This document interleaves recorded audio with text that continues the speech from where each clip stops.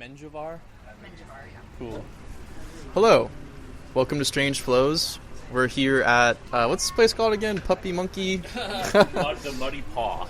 Yeah, Muddy Paw in Silver Lake. On my way here, I forgot what it was called, so I was like trying to do, like speaking to my car to put it in the GPS, and I was like, woofs in Silver Lake. But that's not what it's called. It's the Muddy Paw. We're here at Muddy Paw in Silver Lake with the lovely and talented Brittany Menjivar, the author of Parasocialite, which just came out. You can find it at Stories. Brittany, where else can you find it? On the internet?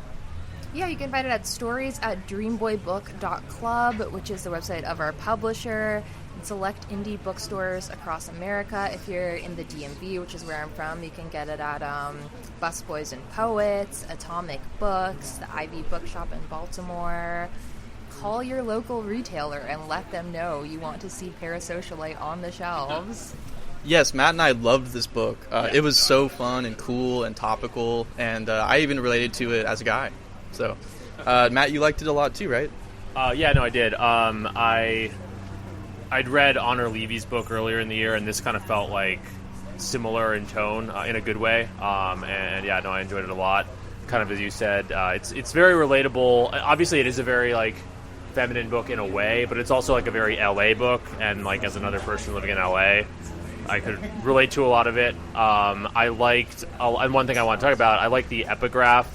Can you make it amongst those who don't need to make it? Not to dominate the conversation too much, but if you want to, yeah, I immediately had associations with that idea when I read it, but I'm curious kind of what you meant by that. Absolutely. So, could you make it among the people who don't need to make it is a sort of, it's not a direct quote, but it's a riff on one of the lines from a poem in the book called Hollywood Baby. Right.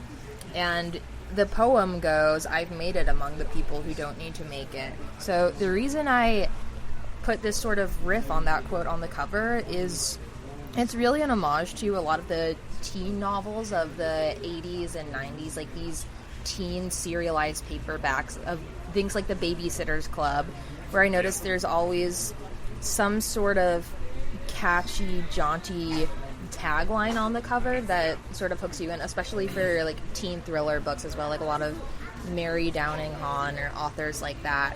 So I wanted to tie into this sort of like lineage of literature that's in the coming of age tradition, and also a little bit like in the horror thriller tradition, because there's a lot of sort of creepy or disturbing stuff in this book, and I very much wanted it to be about like the creepiness of adolescence or girlhood instead of this like a very aestheticized version of it that we see on social media a lot. Yeah. But as for the actual quote itself, I was really thinking about, I mean, it's purposely ambiguous, but the question of like if somebody is an outsider or like, yeah, coming to a community or like an industry where there's sort of like an established playbook for like, this is the kind of person who comes up, and whether that's like the entertainment industry, which I'm involved in as a screenwriter and in the past working in film development, or whether that's like going to an elite university where like there might be certain situations where you feel like a fish out of water. I like went to Yale and like, yeah, didn't have any like prior experience in that world, but the question just sort of taps into that, and also of course it's a sort of challenge to the reader, a call for the reader to, you know, engage with the material. A little bit of I wanted to make even the cover like a cool medium. Yeah. No, very cool.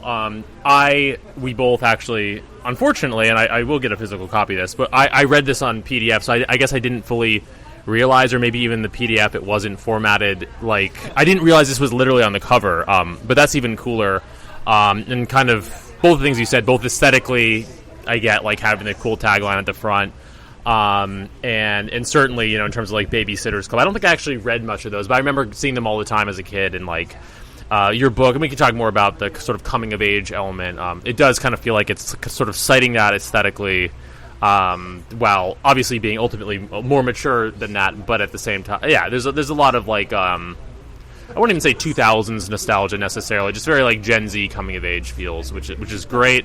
And then, yeah, in terms of the content of the quote, of the epigraph, however you want to put I don't know. If it's on the cover, is it an epigraph or is it something else? Anyway, no need for the labels, I guess. But yeah, very, very relatable. One thing I'm sure we'll talk a bit about more is, like, we have, obviously we're probably pretty different in many ways, but also definitely some similar experiences. Like, I also have worked in the entertainment industry. I'm also from the East Coast. And I went to Cornell. And all of the above, I kind of get that fish out of water feel, making it among the people who don't need to make it. Making it among rich kids was kind of my immediate thought about it. And without... Very, what's that? Very hillbilly elegy coded. Yeah, a little bit, yeah. I hadn't even made the Yale connection. No, it's there, right? Yeah, no, it's a real dynamic, though. And yeah, no, I immediately, could you make it among the people who don't need to make it, jumped out at me. I don't want to share like people I know as personal stories, but I've definitely known, I've been here 7 years now, which is crazy. How long have you been out here again?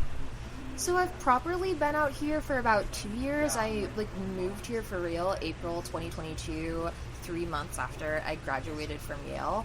But I did spend a few months here in fall 2020 when I decided to take a semester off to sort of avoid the perils of Zoom University. So at that time I was staying here in Westwood and working at the film production company that I used to work at and getting a feel, at least for the landscape, if not the culture of LA. And that was when I really decided I wanted to come out here for good, or at least for the foreseeable future after graduating.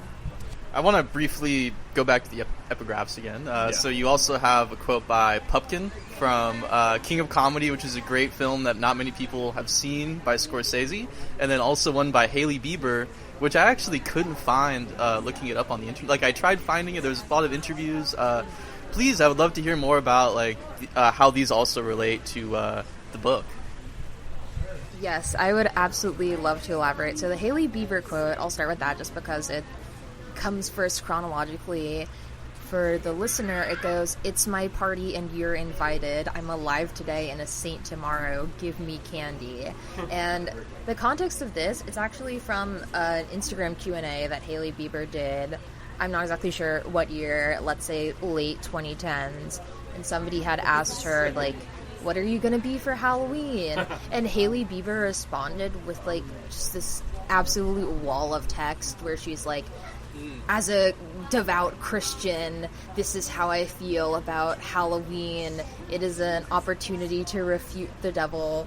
Or, I forget exactly what she said. I, don't, remember the particulars of it, nor am I so interested in commenting on her religious philosophy, but just the phrase, "It's my party and you're invited. I'm alive today and a saint tomorrow. Give me candy." It just struck me as very melodramatic, but at the same time kind of playful. And I did want to bookend the book with these two sort of melodramatic Bieber family quotes that do tie into this idea of religion or spirituality in the context of the party world or the entertainment sphere or the machine that is Los Angeles in general. At the end of the book in the acknowledgement section, I have I just want to say thank you so much, not only to God but to Jesus, by Justin Bieber, because I remember him saying this at an awards ceremony, and there was just such immediate ridicule because of the not only God but also Jesus, aren't those the same person? But I think it's just sort of funny how these spiritual conversations can overlap with celebrity discourse, and also I think there is a theme of spirituality that runs throughout the book, at least in the sense of all these characters are striving for something greater. And I did grow up Catholic, and that philosophy informs, even indirectly, a lot of the material that I write about, as it does with Martin Scorsese, which ties into the next quote, "The more scribbled the name, the bigger the fame." And this is from Rupert Pupkin from Scorsese's film King of Comedy. And I think Scorsese, it's so cliche to say Martin Scorsese is your favorite director, but I think he just ties into so many of the themes that I want to explore, where he has a lot of these characters that we might refer to today as Sigma males, even, who sort of find themselves disillusioned, lost, and I think Scorsese reckons with those themes in a way that's very honest, but also ultimately very pro-social. There's a lot of content there, not just style. And King of Comedy is about, like, a parasocial relationship, and it's just, like, most extreme form, where you have this guy, Rupert Pupkin, who's an aspiring comedian. He becomes really obsessed with this comedian and talk show host to the point where he's following him around. And something I find so fascinating about this film is that it captures fandom dynamics in a very honest way in an era before those had moved primarily online, because this is in the 70s, where you see an actual physical fan club gathering, and there's inter-fandom drama where everybody is arguing over who's the biggest fan and what's the best way to approach this idol that they've all made. And the context for this particular quote, he's at a bar, and he's approaching the woman who worked at the bar, who we learn he went to school with as a child, and he makes this dramatic confession where he's like, I've always had a crush on you, and I'm this comedian. And then he sort of acts like he's going to be a big shot someday to try to impress her. And when I can't remember if he, like, signs her an autograph or he signs the receipt or whatever it is, but after he signs his name, he just sort of looks at her and goes, the more scribble the name, the bigger the fame. And I just thought that was the funniest thing. It's also my Instagram bio, my Goodreads bio. I just like how ridiculous and farcical it is, and there's this idea of what are the signifiers of fame or having made it. So that's great. We're talking about this now because I'd love to hear, like, your philosophy on, like, the nature of publishing a book, because this almost functions as, like, this is your debut book, correct? It is. Right on. So I'd love to hear your philosophy on publishing a book. So this is, from what I understand, a collection of essays stories that you've written over the course of some time, and, like, you decided to put them all together into a book. And did you maybe feel like publishing a physical book is, like, more official, like, as compared to, like, Substack, or is that kind of like your philosophy?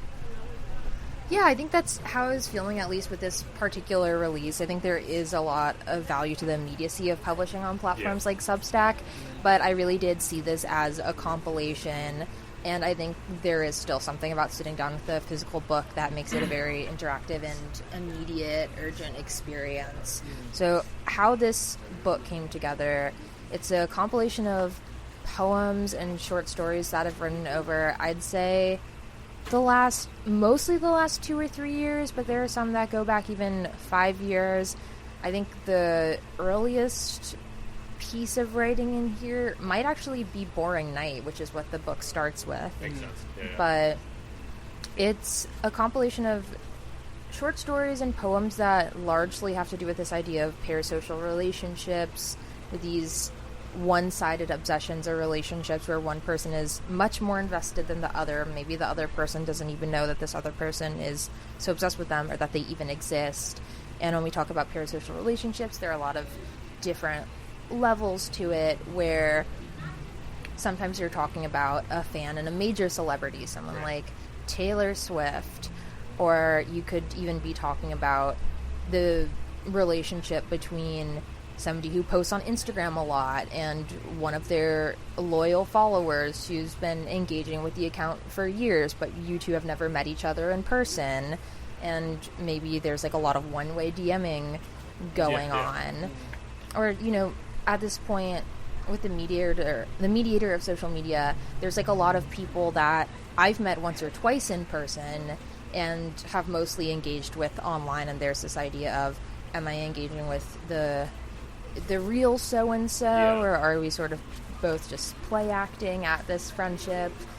And I noticed that I kept returning to this theme, I'd say about 2 or 3 years ago, and that's when I sort of consciously started keeping a record of just everything I wrote that engaged with this theme. I had a Google Doc going, and then I didn't decide to actually sit down and do the work of arranging it and fine-tuning it as a distinct compilation until November of 2023, when Jonathan from Dreamboy Book Club put out a call for submissions for the month of November. And I thought, I think I really do have something here that's almost done. If I can just sit down and really kick it into gear, I can put this together. And that's what I did. What was that process like for you? Was it like going to coffee shops and just sitting down and being like, okay, I'm going to sit here for some hours every day and like compile this? Or what was that process like for you? That was pretty much exactly it. It was really just locking in. I decided for this month I'm not really going to go out a ton. I'm really just going to sit here with my laptop every day and focus on this. So I have one giant Google Doc that has every poem I've written like since college, basically. And I combed through that and whittled down which poems I wanted to include in the book. And I had to make the decision of how to actually organize the stories. So I wrote down all the stories that dealt with parasocial relationships, and then I sort of did bullet point summaries of like, here are the themes in this one, here is the setting, and I realized that my stories and poems sort of fell into these different categories, and I organized the book ultimately into 3 parts. First we have God in Suburbia, which is stories that deal with sort of this very archetypal theme of the darkness lurking beneath the suburban veneer in coming of age in that suburban context where you're looking out onto the horizon, sort of hoping and grasping for more. Then we have part 2, God in the Real World, which can both refer to sort of moving out of the suburbs or going to college or going to a big city, regardless of what that city is, and broadening your realm of experience and your personal philosophies, etc. But it's a bit of a double entendre because the real world can also refer to the internet, and this section is largely about the relationships we build online. So in the first section, God in Suburbia, the parasocial relationships we're talking about might be like the relationship you have with a popular kid at school who doesn't really know you exist. In part 2, it's more so, here these people we're talking to on dating apps, Instagram, etc. And then part 3, we have God in the Movies, which is about the state of California specifically, and the entertainment industry and the party scene and all of that good stuff. It's sort of about maybe I've like, matched with some micro celebrities on Tinder in the past or whatever. Like, I got to dance with a popular boy in high school, but now I'm at parties where there's actual big name celebrities who I like have grown up watching, and how do I engage with this environment in a way that feels natural and where I'm still, retaining my sense of self, but also sort of learning how to play this weird game. Yeah, that's so cool. Yeah, not that the themes didn't shine through in the book on its own terms, but hearing you talk about it is like very, very interesting, because I definitely picked up on some themes, and other light bulbs are kind of going off for me as you say all this. I definitely God in Suburbia, God in the Real World, God in the Movies. I viewed largely as you just described it. I definitely, in my head, it was almost I was thinking about it more chronologically, like, growing up in the suburbs, entering the real world, and then the movies I did get was a California reference. But yeah, it's very cool, and it feels, in terms of unpacking the parasocial element of your ways of relating to the world, I guess the theme that I kind of glean is that, like, from the halls of high school to the halls of Yale or whatever college one might go to Los Angeles and Hollywood, the dynamic remains largely the same, even as the stakes are raised. Would you agree with that?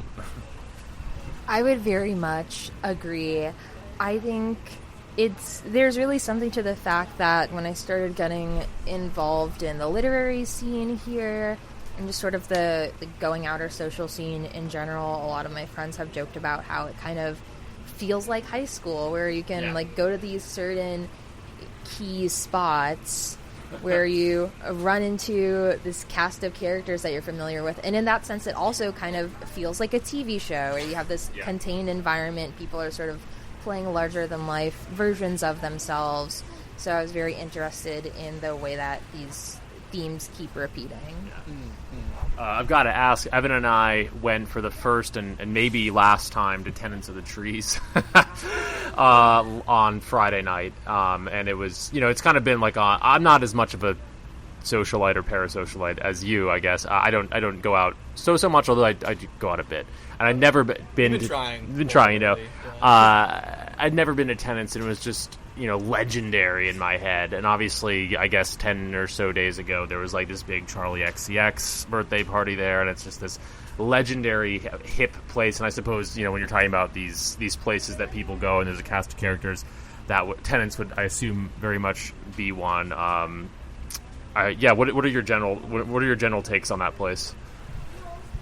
I don't consider Tenants a go-to. I would say I don't necessarily have any go-to spots in LA, and I think it's very different from New York in that sense, where New York is weird. It seems like you can consistently have places you go out, like specific bars that you favor. Here, everything seems a little bit more tenuous and spontaneous. Absolutely. All the best parties I've been to have not been at like Thai Angel or Tenants of the Trees. It's been like when I'm on my third location of the night, and then I see somebody that I'm friends with through Instagram or through readings, and they come up to me and they're like, oh my gosh, I just heard about this crazy party up in the hills. And then I'm like, everybody get in my car, I'll take us there. And we end up going to this random location. House parties are great.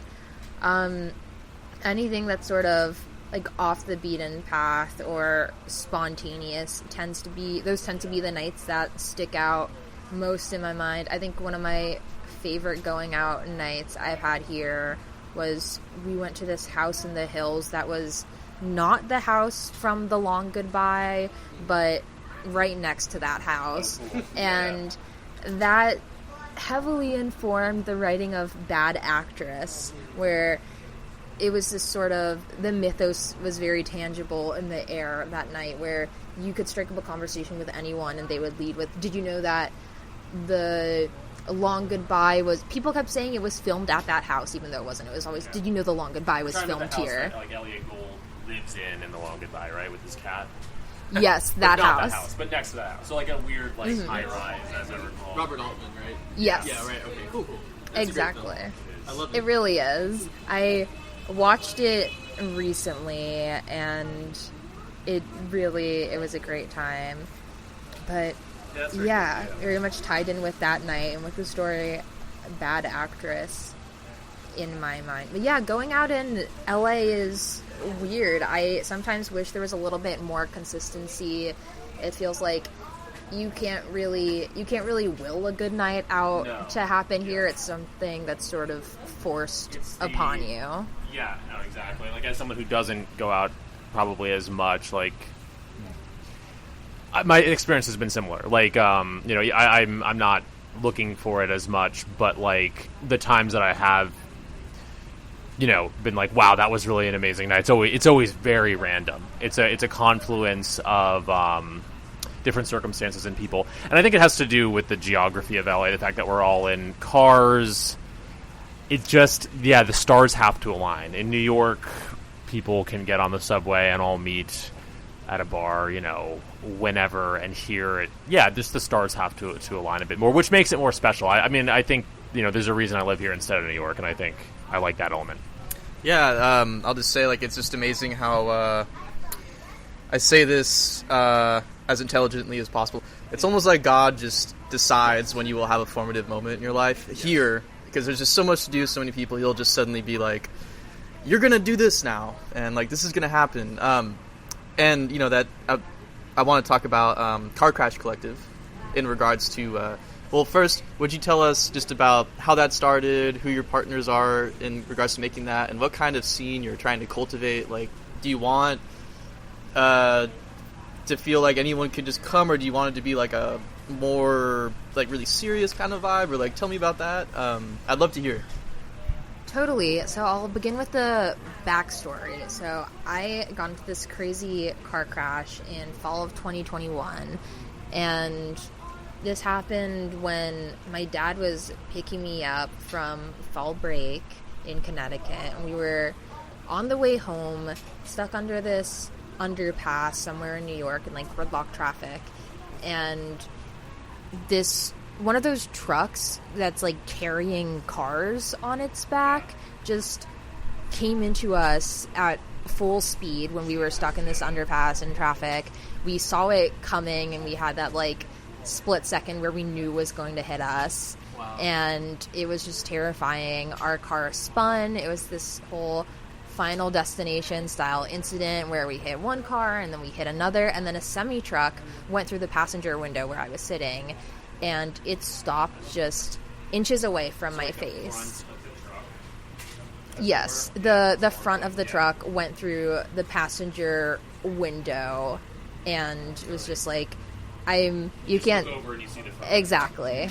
Yeah. So absolutely terrifying. And typically when I'm like in the passenger seat and it's a long drive, I'll sometimes sort of like lean my head against the car window and fall asleep. And I was just so freaked out by the thought of, if I had been doing that, then I would have either severe brain damage or like severe facial disfiguration, or I might not even be here to tell the story.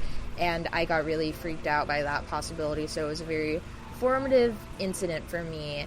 And fast forward to early 2023, I have been in LA for about 9 months, but I'm still looking to find my footing. I don't really have friends who are involved in the writing world the way that I am. And I would say I don't really have a best friend yet.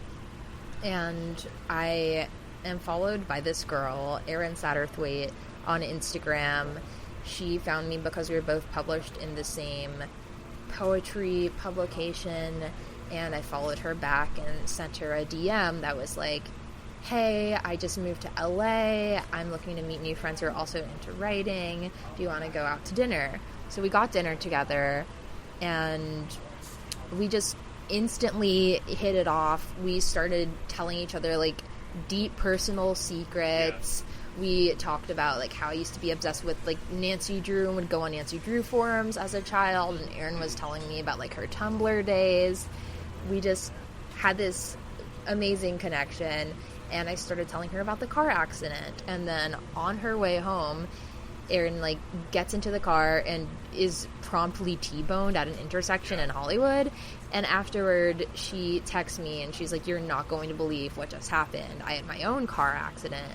And a little bit later, we decided we wanted to start a reading series. This is something I had known I had wanted to do for a while, and I was really inspired by the scene in New York, and specifically Ben Fama of Wonder Press, who also runs the series of workshops Cool Memories, and has been a big mentor and inspiration for me. And Erin was just as passionate about starting a reading series as I was, and Erin is also so amazing organizationally. I can sometimes be a little bit more all over the place, and Erin like used to do like account management, and she's really got it together. And we just made the perfect team, and we were brainstorming lists of titles in Car Crash Collective immediately. Once we came up with that one, we were like, this is it. It's golden. It's great. It really is. Thank you. Just vibes. Thank you. It's the right amount, and I think this. Sorry. I think this ties into like the reason for the name. It invokes the right amount of creation and destruction at the same time, which I appreciate. You know what I mean? Because like a lot of reading series or creative endeavors in general want to foreground the niceness of it. I'm not calling out anybody, but it's like, oh, this is our nice like cool kids reading club, whereas I don't know. There's like, because a car crash is both creative and destructive, and I'll curious for your thought. I know J.G. Ballard's Crash plays into it a bit too, and yeah, I just like that it's kind of got that yin and yang thing going. Yeah, I was just gonna briefly say sorry that I just I forgot I read an essay. I think, did you write it, Matt? Where it was like a car crash is like an initiatory experience in death or something. I didn't, but that was friend of the pod and reader at last, or I don't know if it was the July Car Crash Collective event. It's Chris Gabriel wrote that. Meme Analysis wrote that. The reason it's looped in with me is because my story, Funky Town, that you read at that event, Chris said he thought was similar in terms of the tone of something horrific that is viewed in a different light. But not even to get too into that. Yeah, it's a meme analysis piece, but it's it's an initiatory experience because, well, how much it throws into relief and how it can make you reconsider your life. But I'll let Brittany speak to that. I've also been in a car crash and it changed my life. And anyway, sorry. Yeah, they're great. You're all good. It really is transformative, and I'm glad you brought up Ballard because Aaron and I do cite 2 quotes in particular. One of them is from the movie, one of them is from the book. But at one point, Vaughn, I believe in the film, says a car crash. Yes, this is in the Cronenberg film. He goes, a car crash can be a fertilizing rather than a destructive event. And we really like that idea of building something constructive and good out of all this danger and destruction. And I think that's an idea that appeals to a lot of writers and artists in general, the idea of I'm going to take my pain or suffering and turn it into art, which of course there's a dark side and a light side to that. Exactly. And we wanted to bring that into the realm and give people a space to engage with these darker ideas if they like to, through the stories or poems or essays or whatever they're presenting. But also, there's no specific theme for what people have to present at Car Crash. It really could be anything, like thematically or formalistically.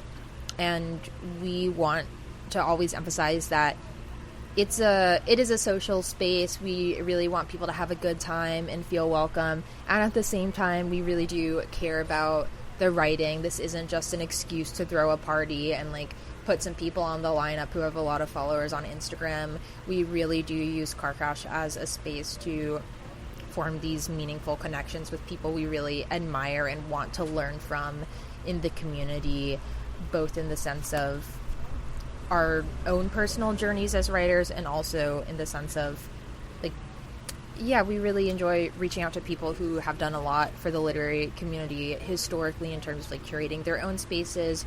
Richard Hell is the first name that comes to mind, who has become a dear friend of Car Crash through the Car Crash events that we've hosted in New York. We both have family on the East Coast, so we enjoy popping up to New York and hosting at KGB whenever we're over on the East Coast. But yeah, if anyone listening is in LA, I would urge you to come to our next Car Crash and try to find out what it's all about. I mean, we'll give you a chance kind of more at the end of the pod to promote whatever you want, but is there a next Car Crash event lined up right now? There is not at the moment. We're working on creating something really special and out of this world for the next Car Crash, so we don't have a date lined up, but it's in the works. Sounds good, yeah. And you do them, I mean, I don't know if it's a totally even keel, but you do them basically monthly, would you say? Or maybe that's an exaggeration. Basically monthly.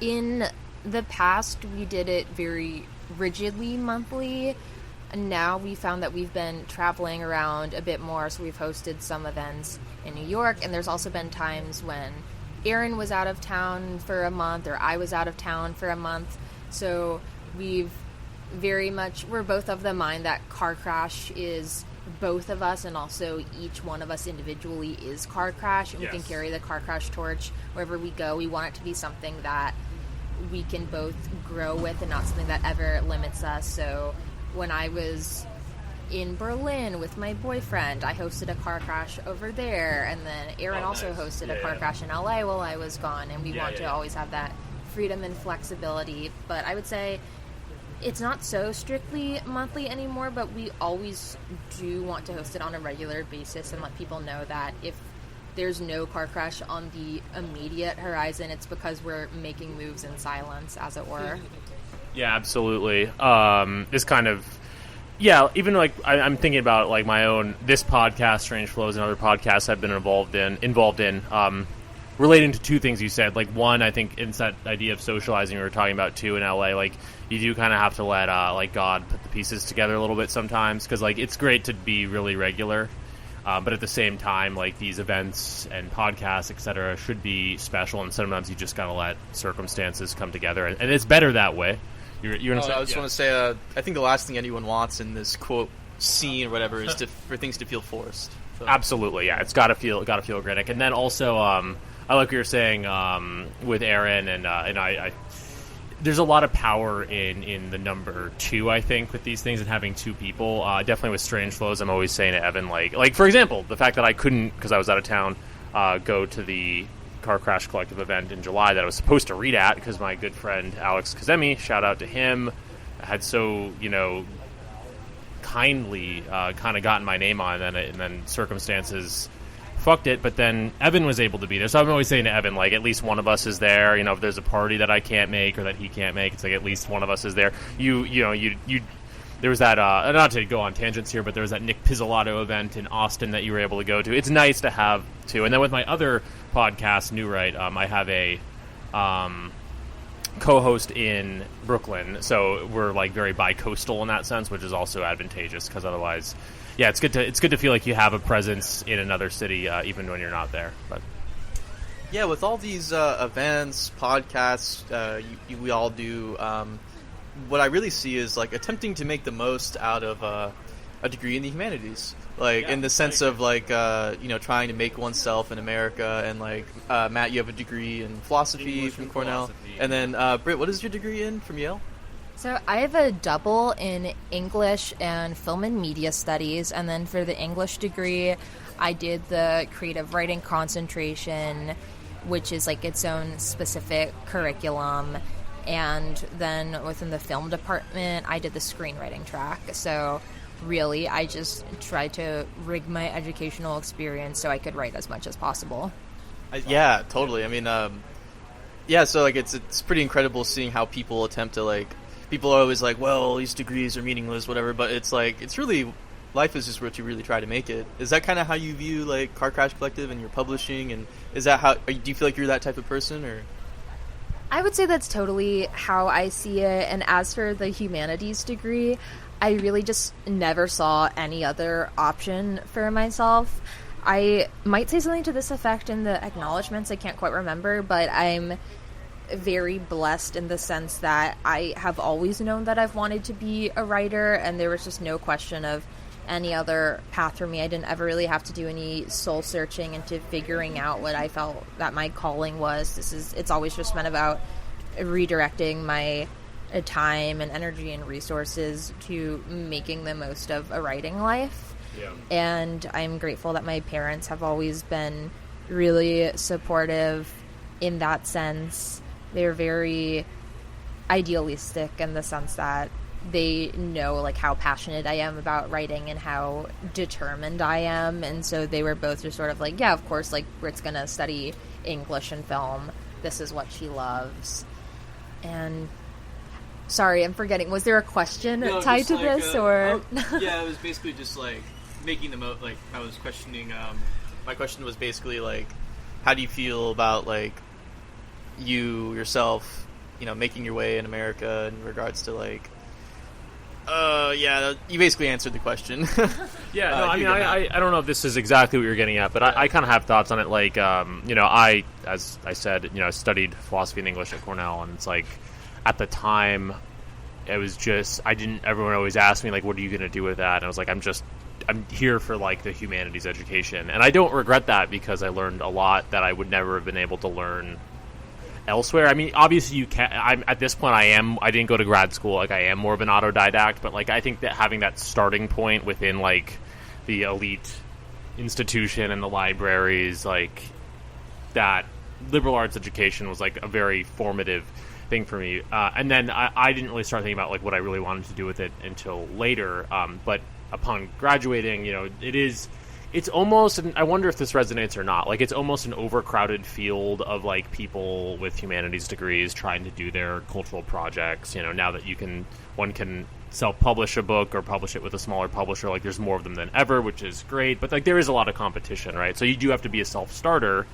So I guess, I don't know if this is what you were getting at, Evan, but like I think you're doing really well with Car Crash Collective and Parasocialite and everything. And I'd like to think I'm doing okay, having a podcast, publishing my stuff, whatever. But like it is a bit of a competitive field, to kind of be the literary it person. You know what I mean? So I don't know if you can speak to that. Like, does the competition of it kind of get to you, or do you not think of it that way? Like you're just trying to do your own thing for means of self-expression? I definitely do think about the competitive aspect of all of this. I would say it's something that excites me more than it is something that gets me down. I'm very much like willing to step up to the plate and take on this challenge, and I think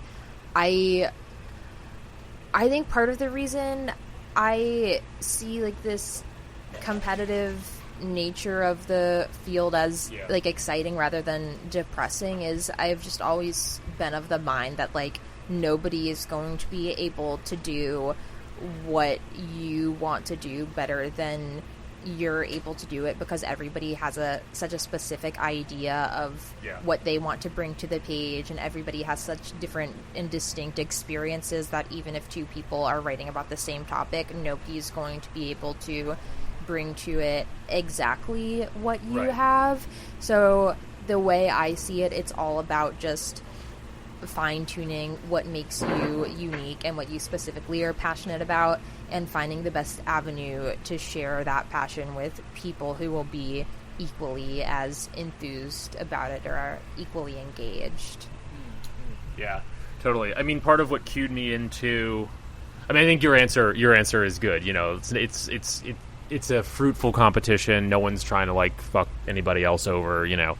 But in terms of the general, you know, graduating college, what do I do element, if you don't mind, I'll read like a little bit from your, like a tiny bit from your book, like the thing that stood out the most to me. I find that people liked hearing other people read their stuff. I love stuff. Yeah, but your story, A Trick for Sophie. So I'll just preface this before I even get into it by saying I related to it on multiple levels. Obviously being a humanities graduate, but also loving Las Vegas. I have a piece in my own book that is about Las Vegas. Ultimately, this story, A Trick for Sophie, goes in a very different direction than my Las Vegas piece, because it's a very interesting story about a magician. And I know you wanted to talk about this, so this will be a good segue to that. But the first couple paragraphs, in terms of the general vibe of Las Vegas, has a kind of magical place, but also, you know, where the house always ends up winning kind of place. It's very much what I also wrote about. So I found what I'm about to read very, very relatable on multiple levels. But I'll just read it and give the audience a taste. Story is A Trick for Sophie.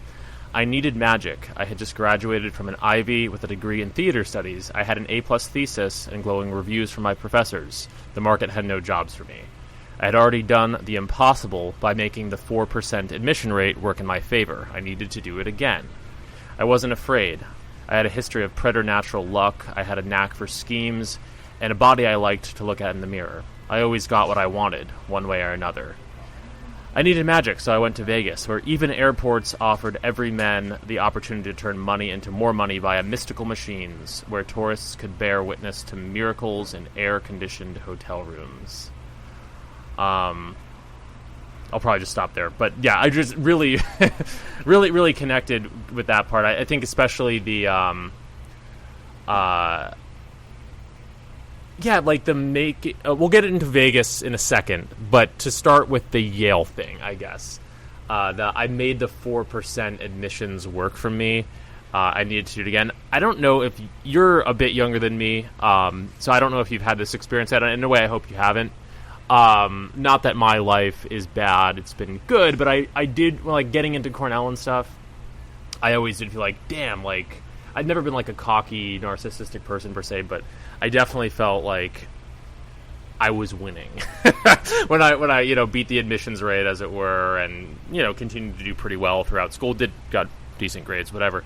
Pretty much from the point, not that my life was perfect in college, but all the way through that, I felt like, you know, I'm doing it. Like, I'm doing about as well as one could reasonably expected to do in America at this point, you know, going to a good school. And then moving to LA, it just kind of felt like that luck that I had, not that it bottomed out totally, but, like, I just went back more to neutral. Like, now all of a sudden, you know, slowly over my time here,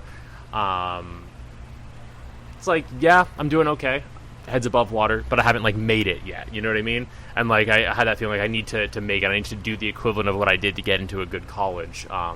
Just spouting all this because I'm curious if it's relatable, but, yeah, and it kind of came to a head in 2022 when I wrote my own Las Vegas piece. My car had recently gotten stolen. Some kind of just bad luck stuff had happened to me.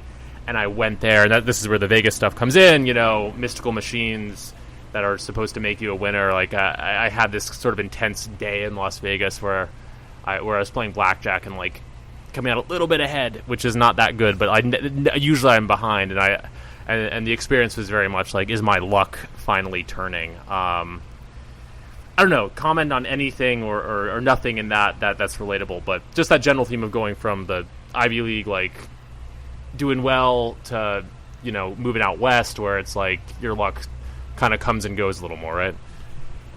Totally. I did have a bit of culture shock when I first moved out here, noticing that people don't really quote-unquote care about Yale in the same way that they do on the East Coast. Yeah. I've come to like that. Like, I think the East Coast academic thing can be a little annoying, and it's probably good for me that I was able to, like, if I'd moved to New York, I'm sure I would have been ensconced in a little more like, oh, Cornell guy stuff, and I'm kind of grateful that wasn't my path. But anyway, continue. Yeah, it's interesting seeing different people's responses to the information that I went to Yale. I do think, on the East Coast, you sort of do get swept into this, like, whole system of signifiers and sigils, but out here, it kind of presents to most people as a fun fact, where they're like, whoa, this girl went to Yale, like, what was it like there? That's crazy. It is very much like this exotic experience that, like, people want to, like, hear about, like the thrill of going to Yale more so than they are, like, interested in the prestige, which I do appreciate, in that I feel like it's made me a bit scrappier, where I've really had to, like, send a lot of cold emails and, like, be persistent, like, reach out to people for opportunities.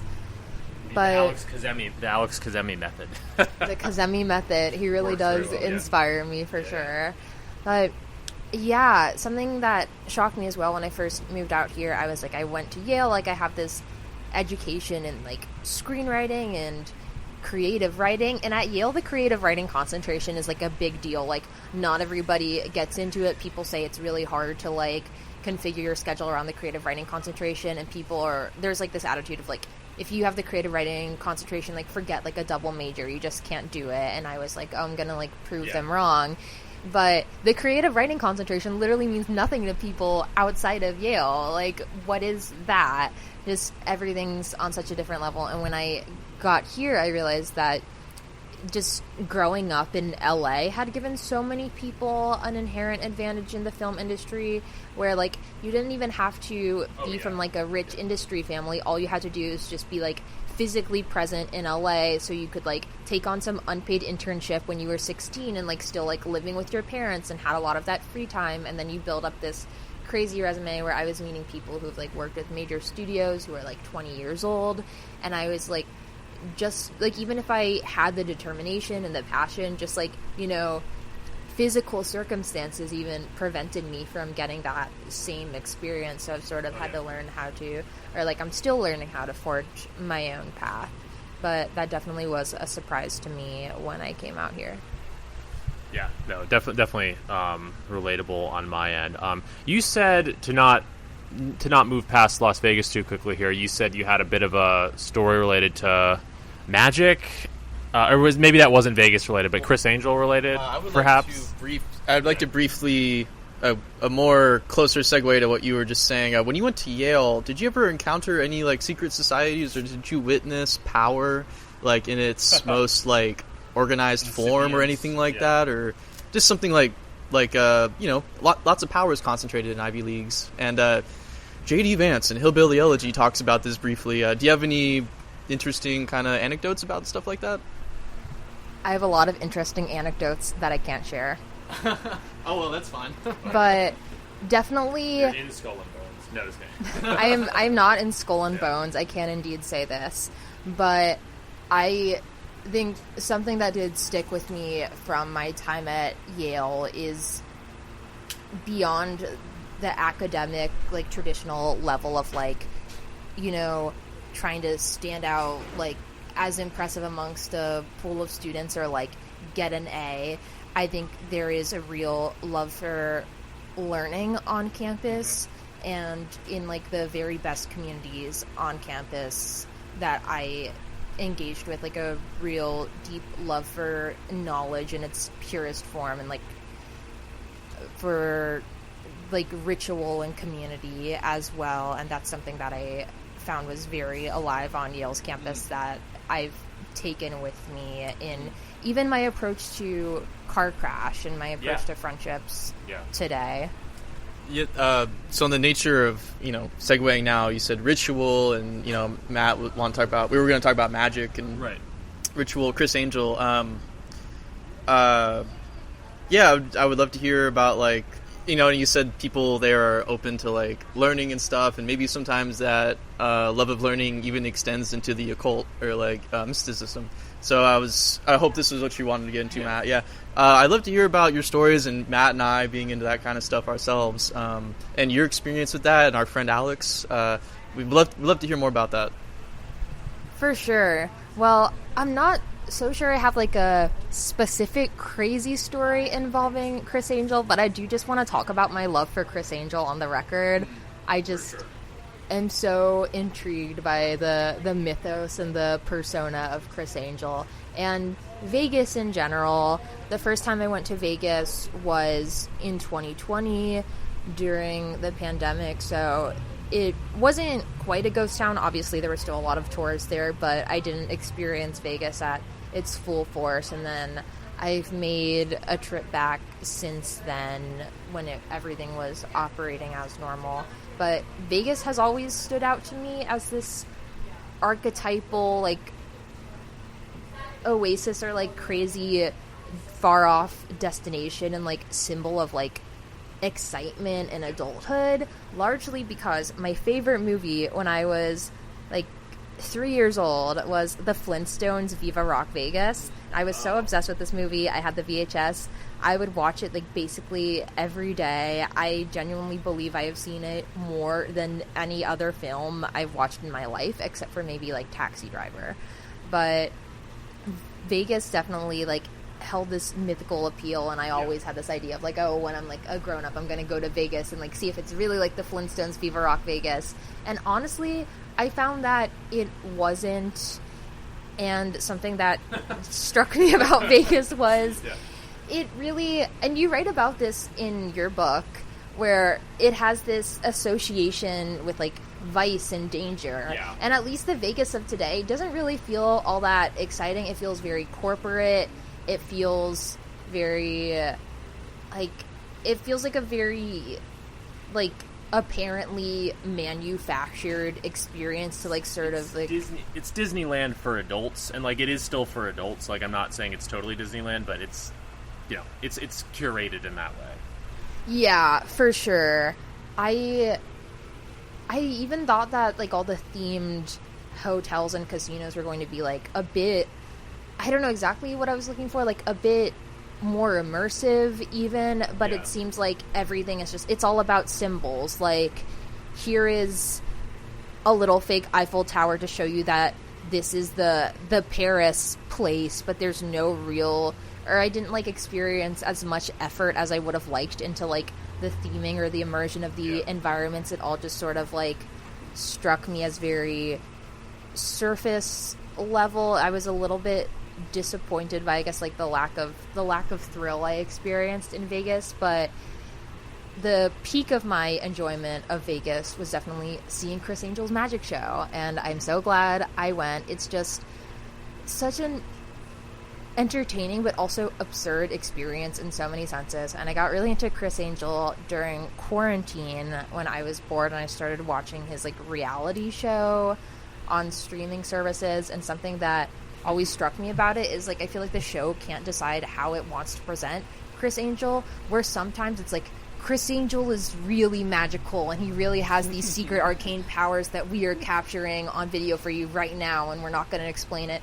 And other times it's like, Chris Angel is a master stuntman who has been practicing this for years, and don't try this at home because he's received training from the best masters in the game. And I really love this sort of, like, cognitive dissonance that the show plays with, in the way that, like, of course I was along for the ride. Like, it made me love the show more just because he's such a, like, funny and, like, charismatic figure who really does have this, like, expertise and finesse at showmanship. And this is, like, exactly what I found to be true of his live action show. Like, tickets were pretty cheap. I was, like, in the third row, had a pretty good seat, And it's just like, it's the most fun I've ever had at like a live show. Like between all the different acts, he just has like hype men come out who are like, everybody, if you're here to see like Chris Angel and you want to see some magic, get on your feet and start screaming. Does he still release doves as part of the show, or did PETA get in the way of that? You know, I think he does. I'm pretty sure he does. The doves like don't immediately stick out in my mind. But I mean, his show, I'm sure changes like all the time anyway. But yeah, I'm not sure. What casino does he play at these days? Just curious. He's at Planet Hollywood. Oh, that makes sense. Yeah, and what I'll just share one more quick anecdote that ties into the story. What like really stuck out to me about the show. So 2 moments.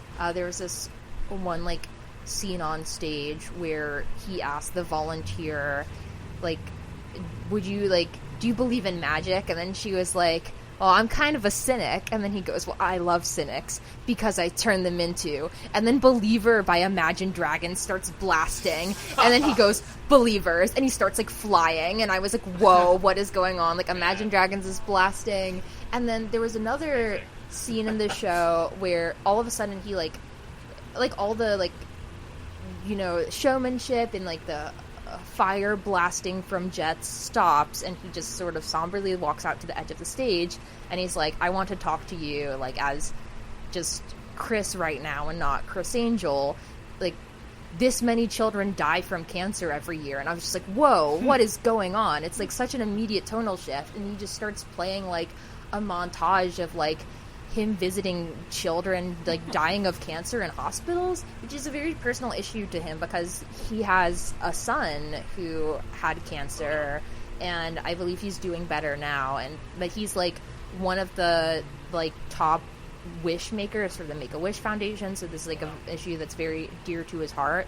But I was just shocked by the tonal shift in that presentation. I think nobody really knew how to respond to it, and it was weird because after that he immediately gets back to performing all these magic tricks, and I was like, whoa, but what about the kids with cancer? I'm kind of still thinking about right. It is them, is a tonal shift, but it's cool, you know. It's like and I think it's cool that he does it, but I think something I was getting at with this story, and I think what intrigues me about Vegas at the end of the day is like, you can go to a theater and see all this magic, but there are still children dying of cancer, and there's this idea that like maybe you could be the one who's called up on stage to be a volunteer, but at the end of the day it probably is a plant. And so there's this promise, and I really love the band Blur. The Parasocialite font is actually the Blur font. Right. Damon Albarn is like one of my greatest inspirations, but the song Universal is about gambling.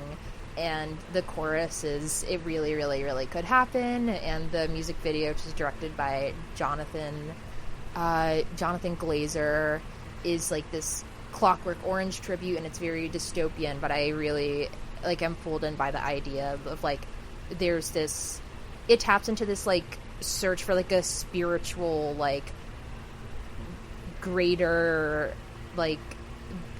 thing that we're all reaching out for. You find that both gambling and like Chris Angel style stage magic, I mean, I'll let you speak to this in a moment, but like, you know, both of these things could be written off as kind of tacky by some, you know what I mean? Like gambling, certainly the house always wins. There's no real magic there, as I learned the hard way, or as I have learned the hard way many times. And then, Chris Angel, that style of magic is, you know, it doesn't really purport to be real magic, but by citing the potential of something wondrous, whether by way of winning big or by way of, you know, the kinds of magic that Chris Angel is citing on stage, even with the cancer thing, it's like, you know, we can help people, right? It points toward God, perhaps. Yeah, for sure. That's definitely what I'm getting at. Yeah, no, I like that a lot. That's what I love about Las Vegas, is as, you know, Sin City as it is, there is that element. And I'm curious kind of how, in your mind, if at all, that sort of relates. Because obviously you're talking about the 3 different parts of this book. A lot of it's about, you know, parasocial relationships and, you know, finding clout and chasing after dreams. But, like, the 3 parts all, you know, start with God. You know, it's God in suburbia, God in the real world, God in the movies. And even though not everything in the book is about spirituality or trying even to be a good person necessarily, you find that all of these things ultimately point toward God or can in some way. Oh yeah, and I'll also talk about in the internet too. Does God exist within the confines of the internet as well? In that, like in the book, there's dating apps or chat rooms. Like, do you think within when you match and stuff, that's God putting you guys together, or is that perhaps like a demonic connection that isn't true, so to speak? Like, yeah, I wanted to add that as well. Yeah. For sure. I mean, there's a lot of ambiguity in a lot of these cases. It can be either or it can be hard to discern, which is what I think is so interesting and, like, one could say even, like, urgent about, like, exploring these themes. Like, with dating apps, for instance, I would say, if you were to ask me my opinion on them, I would say overall, like, pretty unfavorable, promotes a lot of, like, toxic mentalities about the way we approach each other romantically, sexually, commodify each other and ultimately ourselves. But at the same time, I met my boyfriend of 2 years on Hinge, and I've made a lot of friends through Hinge.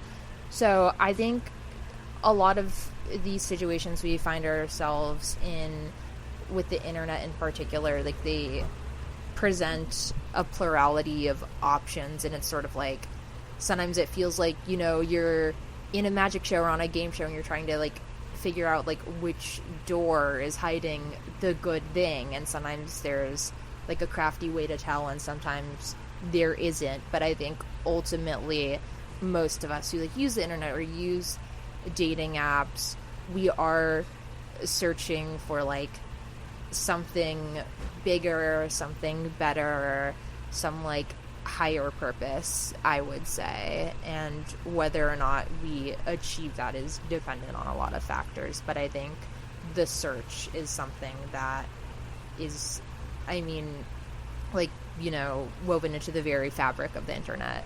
Yeah. No, I agree with Sorry, that. Matt, did that kind of No. get over your question a little bit? It was about God. It was about God, but I feel like even just by talking more about the internet and dating apps, then I was talking about the book writ large. But I feel like by answering that about the internet, you kind of answered in general. That ultimately, the intention is something higher, and even when we're dealing with more troubling social realities that are mired in less than godly matters, like the intention. Anyway, that's kind of what I gleaned from the book. I have to go to the bathroom very badly, so I'm going to do that. But you can ask a question. Okay. You can keep it going. I'll Have be right fun. back. Have Yeah. fun. Well, on the case of bad things on the internet, Matt passes by us. On the case of bad things on the internet, I'd love to talk about. I'm sure Matt wants to talk about this too, but I really want to get to it since we're segueing perfectly into it. Your thesis on political extremism, and I think you did that at Yale. I think Matt is more acquainted with it, but I wanted to hear more about it. And since we're talking about the internet and stuff, please tell me about that. Yes, absolutely. I've been waiting for this moment. I sort of have this running joke that every time I meet somebody new, I will get to my senior thesis within, like, 45 minutes of conversation. And that's both a testament to, I guess, how much I feel I don't necessarily want to say an exciting topic and risk trivializing the actual content of the thesis, but it's something that I feel matters and that I obviously think about a lot. But also, I think a lot of us are grappling with these questions of what to make of the mounting extremism we see online in daily social interactions. I mean, so much of, like, Gen Alpha lingo as younger kids are starting to make a home for themselves on the internet is drawn from incel lingo. I have a 13-year-old sister, and she makes jokes about mewing, and, like, I don't know, she knows what the suffix maxing means. It's become something that's very much escaped the confines of incel internet, or that those very fringe communities, and infiltrated the popular collective consciousness. But as for my thesis in particular, so there were different sections of it. The incel thesis is something I think about a lot, and it was probably the most emotionally demanding section of the thesis because it involved talking to real incels on the internet.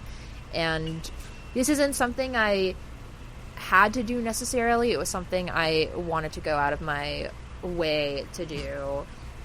And what I did was go onto Omegle and Reddit and reach out to people who were self-identified incels. And at this point, the incel sub had already been shut down.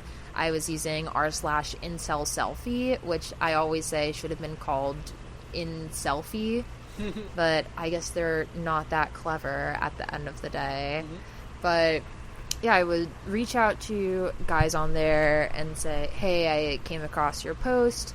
I would basically say, like, 22F, just here to talk. Like, I'm not here to troll you. I just want to hear what you have to say. If you want to have a conversation, I'm here to listen. And as you can imagine, a lot of people were very immediately hostile towards this. I noticed on Omegle especially, I think the guys would introduce themselves on the incel tag, RIP Omegle, and then as soon as I said 22F, they would grow hostile and say, like, oh, like, I know this is the incel sub, but I'm not really an incel. I'm just here because I like the people who use this tag, and I find that I relate to their ideas. And I have a lot of takeaways from my discussions with the incels, or, yeah, a lot of these guys didn't like the term incel. I think they do know that there's a social stigma around it, but also a lot of them didn't even agree themselves with a lot of ideas that are widely attributed to the incel community. A lot of them told me privately that they were disgusted at a lot of the, like, more violent or sexist comments and attitudes that were apparent on the forums, but they felt that they needed to mimic these attitudes in order to gain either, like, acceptance in the community so that they would get more traction on their post, or, yeah, they were really, in addition to looking for female validation or sexual romantic relationships, they were looking for community for other men, which they had failed to find in their lives offline due to a number of factors.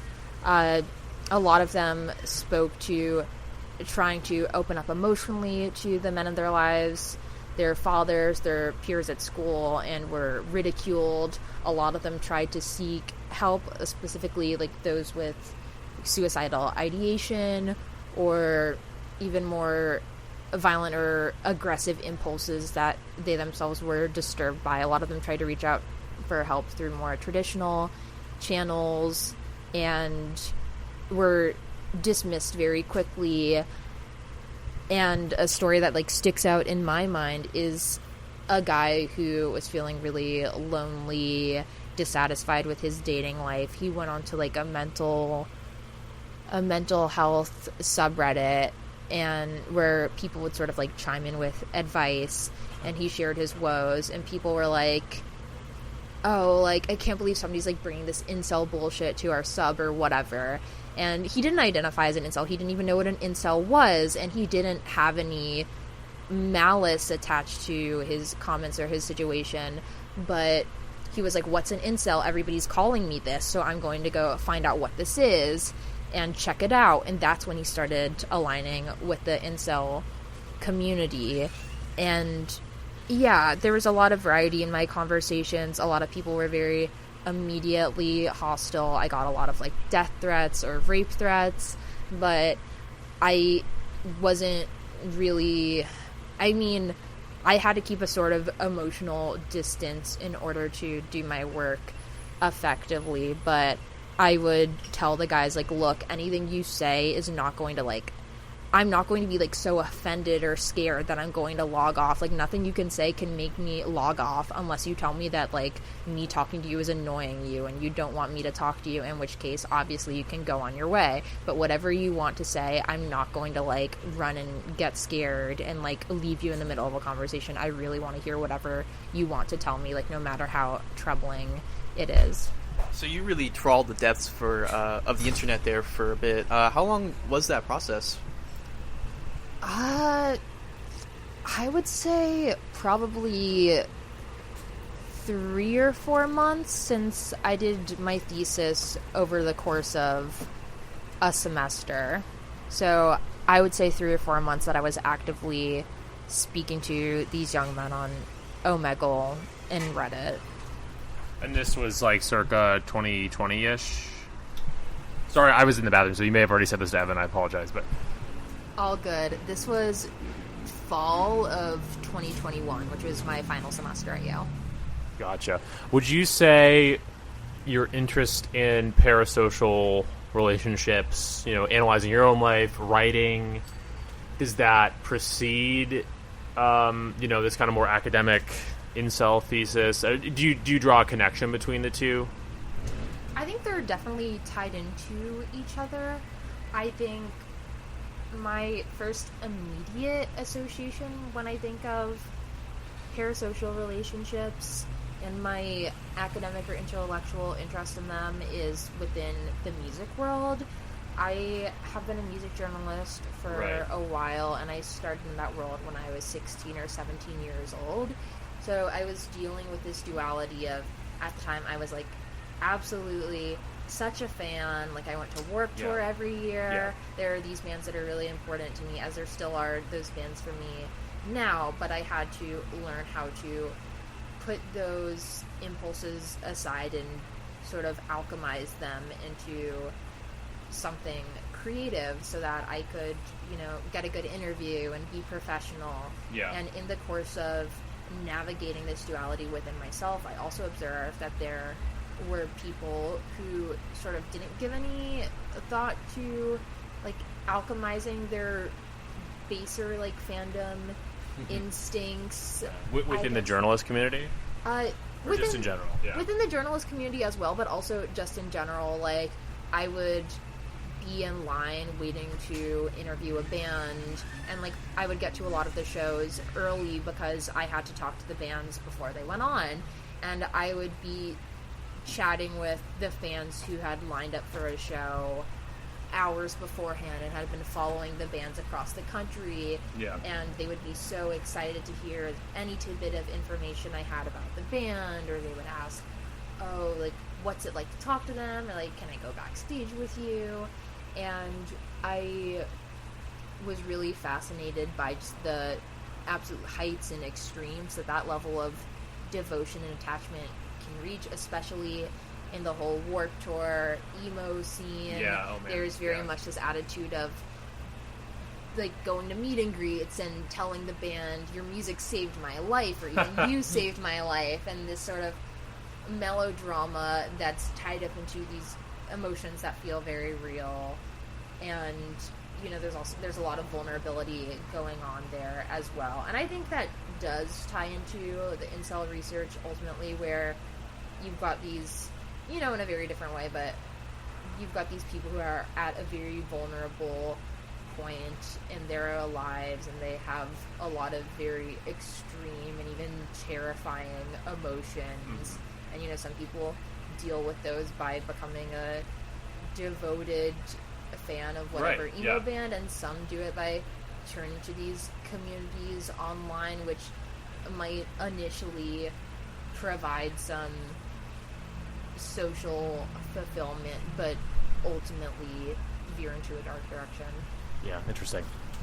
In regards to solutions, do you think perhaps there should be a greater emphasis on making films or media that portrays these people in more like a, not necessarily a glorification, but like, you like the film Taxi Driver. Matt and I have floated the idea of perhaps we beep this out, but we wanted to make like a autobiographical film about, like, Elliot Rodger, for example. I'll add that, because I know I've heard you talk on other podcasts that you have like an incel script, and my sort of joke, but also I'm kind of serious about it, is like I would love to write like an American Crime Story spec script, American Crime Story Supreme Gentleman about Elliot Rodger. Not in this, and I say that as a joke, but I don't even mean it as like some, I'm not trying to be edgy. I genuinely think it would be an interesting story to tell in that Ryan Murphy-esque way. But not to it's okay. Jump to what you were asking, but you do.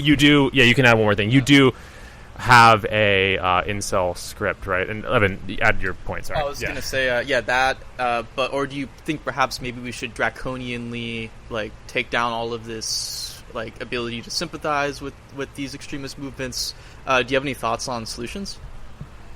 So I have a lot of thoughts. I'm very much in favor of conversation always. I think we should be able to, put all of our thoughts on the table. I understand that these are really big and scary topics of conversation for a lot of people, but I think it can never hurt to ask the question, why might these people be doing this? And I don't think that question is in any way a justification. I think, in fact, the end goal of asking such questions is, like, it doesn't have to just be for this lurid form of entertainment. It can serve a higher purpose of what exactly is going on here and how do we stop it? How do we prevent this thing from happening in the future? And I think a lot of my philosophy on this is informed not so much even by the incel research. I mean, I think largely by the incel research, because I did ultimately have a positive, I would say, experience with talking to the incels. The purpose of my thesis was not necessarily to change their minds, definitely not to argue with them, but to gather information straight from the source. But I did find that when I really devoted my attention to talking to one of these dudes, and we ended up having like this 2-hour conversation in which he like bears his soul to me, I did find a lot of them walked out of the conversations saying, like, this conversation has really changed the way I think about, like, involving myself in these communities. I wish somebody had asked me these questions years ago. I feel like I've, like, wasted so much of my life going down this rabbit hole, and now I feel like there could be another way for me to deal with these emotions or not go down this path. And I don't think that's, like, a testament to, like, me in particular, but just to the fact that there are so few people who are willing to go out on that limb and engage with these ideas in a way that's not immediately judgmental. And I don't think that means, like, you're excusing them or glorifying them at all. And I think, yeah, in addition to my work with the incels, a lot of my philosophy on this is informed by my research into school shootings, which is another part of my thesis. I joke about that as, like, the lost part of my thesis, because I actually never finished it. I had so much stuff about the incels that my advisors were like, you don't really need to turn in anything else. This is already, like, enough for us to grade. We don't need any school shooters. Let's stick with this. I think I joke about, like, I think I did kind of drive the committee a bit crazy with my wacky exploits into the world of extremism. But yeah, I think we're going back to school shooters, the attitude with which we approach these subjects, even if the goodwill has always been there, like, intellectual discourse about what is the best path forward has changed a lot over the years. For example, after the Parkland shooting, it became this common refrain of don't say the shooter's name, let's shift the focus toward the victims. And of course, I do believe, obviously, we should honor those who've been lost and recognize the fact that this is a tragedy. It's absolutely, like, not a sight for anyone's entertainment. But at the same time, I think we lose a lot when we don't figure out why a specific person was driven to commit these actions. And in fact, after the Columbine shooting occurred, all the families of the victims involved were very much of the mind that they needed as much information as possible. They were demanding for the police department to release more information. And I obviously think it's a difficult line to toe. Part of the reason that the Columbine shooting remains really the only consistent template for future shooters is because there is so much video material, a lot of it created by the shooters themselves, that does, like, depict them in this very mythological and dramatic light. But I do think that without information, without having these conversations, we're not going to get to the bottom of any of this. Nothing is going to get any better. And, so much of the discourse has just become reiterating. And I found this to be particularly true a few years ago when knowledge of incels first broke the mainstream, but all the articles were just reiterating, there are these creepy guys called incels, and they say these bad things. And I became more interested, and I was frustrated that there was less research into, like, they use this bad language, but why do they use language like this in particular? Like, how do they see these words as, like, tools? Like, what are the in-group dynamics? And I think these are all, pieces of the puzzle. As for my incel movie in particular, it's called A Few Millimeters of Bone, currently in the pre-production phase, but it's about a plastic surgeon who loses his license and inadvertently becomes a celebrity within the incel community. People start reaching out to him and asking him to perform these looks-maxing surgeries that are too risky. They have to be done under the table, and he agrees to do them and becomes this star within the incel community. And he is a very stereotypical Chad, so I wanted to investigate how the alpha male archetype, or the, like, whole system of, like, alpha male logic and incel logic are very much two sides of the same coin as I see them. They're both built on this, like, very rigid view of success that's, very involved in, like, statistics and definitions and gaming these systems. So, like, some of which very much definitely do exist, and some of which may not in the way that they're imagined to. And yeah, there's also a subplot where the doctor to all of these incels has a wife, and there's this overarching question of has she or hasn't she gotten plastic surgery. So ultimately what I'm getting at with this film is we're all of us in so many different ways seeking material remedies for these ailments of the soul, or these greater social failures of the community. And at the end of the day, we're all sort of grappling with the same questions, and these issues affect all of us. Yeah, I have to say that sounds very, very interesting. Incel-type stories have come a little more in vogue, so when I first heard that you had this script, I was like, is it going to be another sort of Joker taxi driver thing? But it sounds like you take a very different angle on it, and it sounds really, really cool. I detect, and I'm curious, kind of, maybe we can transition to talking a little more about film and some of your ambitions there generally, but I detect shades of Martin Scorsese, obviously, within that. Maybe this, and tell me if this is or is not accurate, but maybe this celebrity surgeon is a bit of a king of comedy type of character. I detect that, but also it seems very Cronenbergian, shall we say. It's kind of a horror. Would you describe it as horror? Yeah.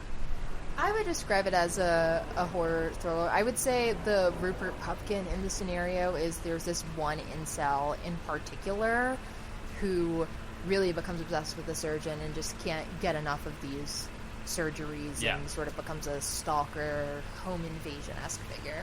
Interesting. What were you going to say? Oh, no, I was going to say the only Scorsese film, on the topic of Scorsese, the only Scorsese film where someone's like a medical professional is Bringing Out the Dead with Nicolas Cage. Have you seen that one? I haven't seen it. Oh, it's good, but it's more like a descent into madness from the perspective of a paramedic. But, like, I'm curious, unless I need to see the film, how does the doctor, the surgeon, deal with this newfound fame? Does he, like, get disillusioned with the people that he's working on, or does he run into some criminal trouble, or, like, could I hear more about that? Totally. First off, I definitely have to watch Bringing Out the Dead. I would say that my inspirations in writing this film were very much home invasion films, and films where there's this seemingly idyllic family or marital unit that's disrupted. So I was thinking of Killing of a Sacred Deer, Funny Games is a big one for me. A Clockwork Orange is obviously a bit more dystopian and stylized, but looms It's over... also about a family. Yeah. For sure, looms over everything in some way or another. And then Eyes Wide Shut even as an influence. But as for how the doctor copes with it specifically, he really lets it get to his head. He starts buying into this incel versus Chad dichotomy, and he's thinking, well, yeah, everything the incels are saying has to be true because I am a Chad, and life is this great for me, and life is this easy, and he's really disturbed on a spiritual level by this idea of ugliness, and he attaches a sort of moral greatness or purity to these incels in his mind because he thinks that they're working to eradicate this ugliness or this original sin that they've been born with and strive towards something greater, and he sees this as a virtue. Who would not strive for better in a world where so much of social currency is based in beauty? You would be an idiot to not look smacks or do whatever you have to do to look like him. And of course he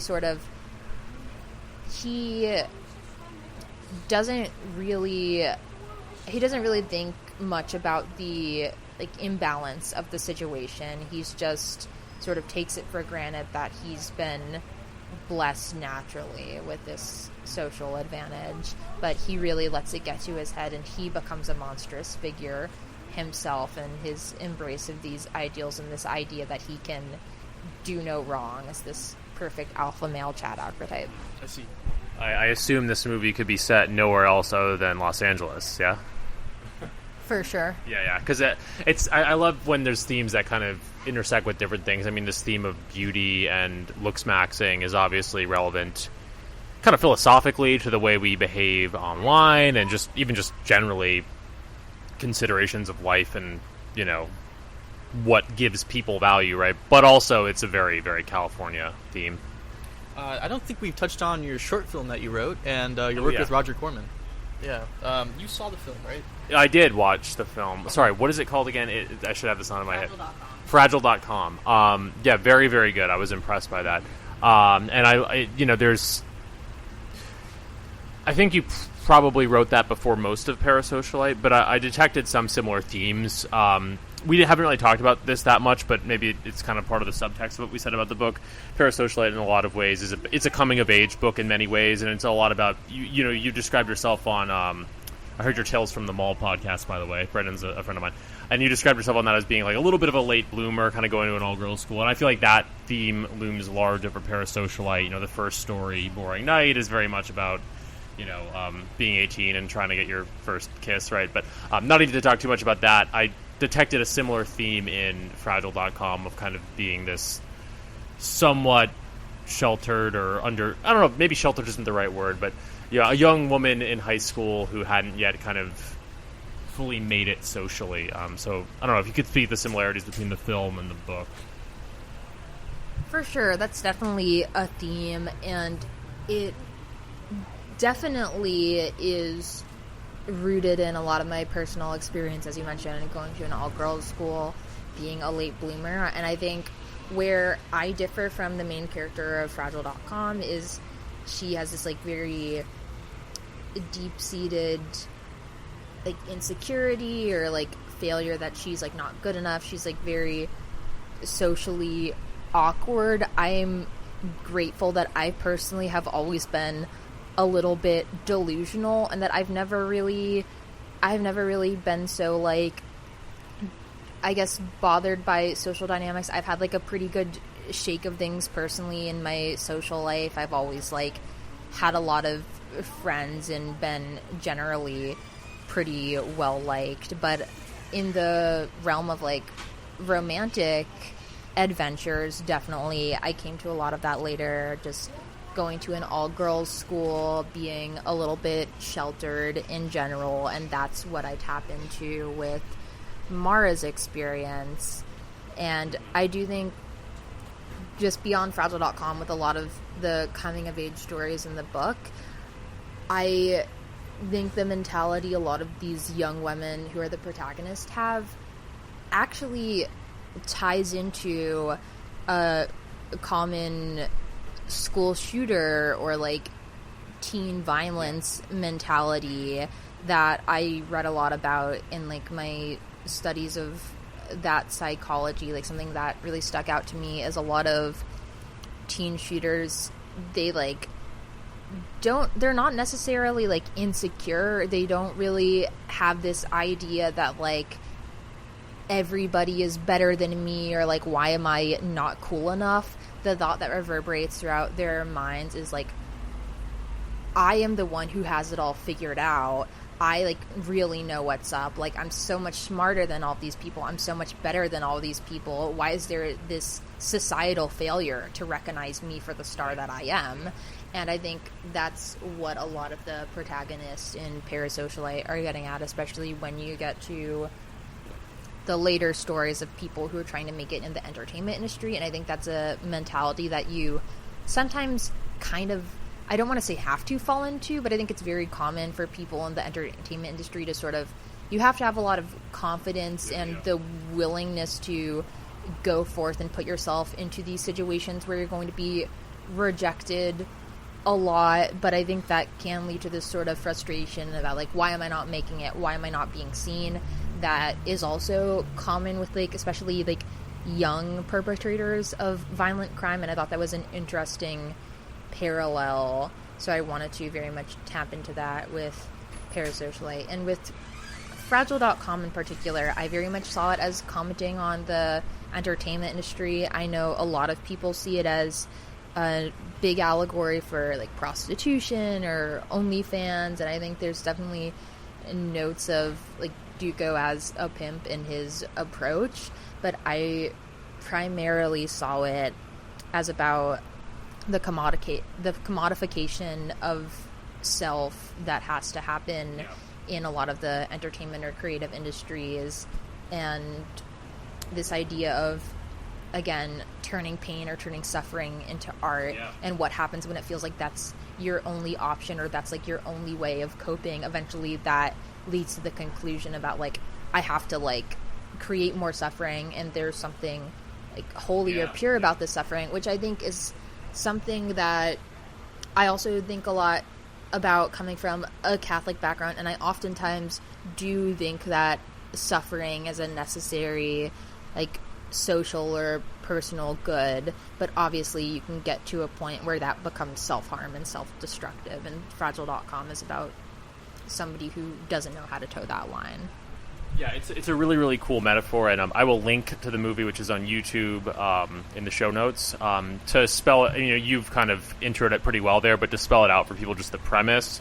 It's basically about a girl who gets sort of the opportunity, or roped in, or groomed, depending on how you look at it, into being a kind of a cam girl, but not in the traditional sense, rather going online and having men watch her cry.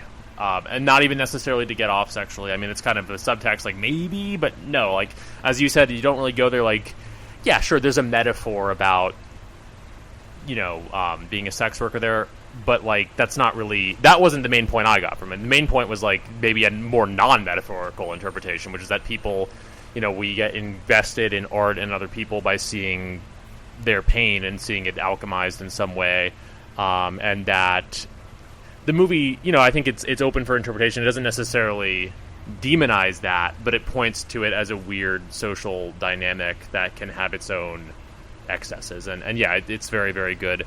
And I very, related, again, to the themes in Parasocialite. And just to comment on kind of what you said about the book, I think it is super interesting that, no one really finds it that dark when people, move to Hollywood with dreams and they find them frustrated or feel underappreciated. But I think you're very correct. And there's a little bit of a gender thing there. Like, it's a little more flattering for women to feel that way. And sometimes with men, it goes in this incredibly dark direction.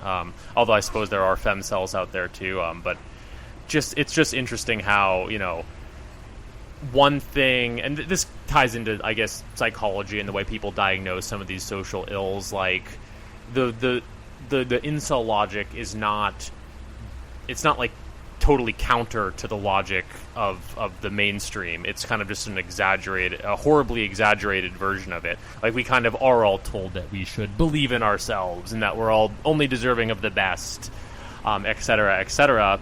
And most of us view that as something that can really, rally us to success. But then what happens when that dream of the successful life or the successful romantic life doesn't pan out for everyone, as it inevitably doesn't, well, you end up not just with incels, but I think a whole lot of the kind of more general underbelly of culture and of online culture of people who are deeply, deeply dissatisfied, and kind of they can be led in directions that, sometimes it's extremism, sometimes it's just sort of less than totally healthy online subcultures. Sometimes it's starting a podcast. Well, we're an hour and a half in. I just want to let you know, just in regards to, hope you're not getting too tired, Britt. I could talk about this stuff for like 10 hours straight, so it's whatever you guys are feeling. Okay, cool. We can go another 20 minutes. Yeah. I totally blinked, so. No, it's all good. Well, we did, we're ambulating around all these topics, but they're all deeply interrelated, and one thing, you name-dropped him earlier, but it's worth going back to. You did work for the late Roger Corman. He died this year, right? He did. So I don't necessarily know if you're doing development for New Horizons is the company? New Horizons. Yeah. I still work with Julie Corman, Roger's wife of many years, and a very talented producer in her own right, from time to time, sort of on a project-by-project basis. Yeah. But I was previously working full-time for the Cormans, and that relationship started in 2020, actually. I had applied to probably like 75 internships the summer of 2020. I decided I was finally ready to get out of the suburbs and New Haven and see New York or LA and try to get some big shot internship. And of course, that was the year that COVID happened, and almost every internship program shut down. And Julie and Roger were the people who responded to me and were open to this idea of a virtual internship.